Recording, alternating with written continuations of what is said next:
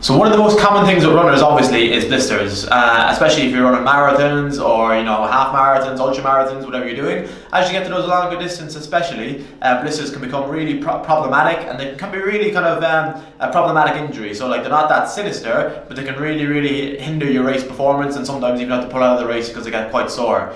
Now, one of the easiest ways to prevent blisters obviously is the easy things and the obvious things, like making sure the shoes are tied correctly, making sure you've got a correct fitting shoe, and etc. But one of the things a lot of people don't know about is just having an active landing when you run is really important to help prevent blisters. Now what I mean by that is, rather than just going through the motions and letting your foot slam on the floor, the best thing to kind of imagine you're squashing an orange through the midfoot when you land. Now you don't have to forcefully squash, you're just bringing that intent so you land well on that midfoot, and that really helps to have an active landing. Your foot's prepared for the impact, and then that can really help prevent blisters as well. So that's a really good tip if you struggle with blisters. First of all, go through all your obvious things. Make sure your shoes are fitting rightly, make sure you're placing them up correctly, make sure again you've got like the right socks, you're not too kind of sweaty, or there's not too much moisture in there. But if you're still struggling, have a look at that active landing. So are you squashing an orange when you land, or are you just letting that foot kind of slam on the floor with a lot of kind of movement? So if you can really bring that intent into your landing, it can help with blisters quite a lot.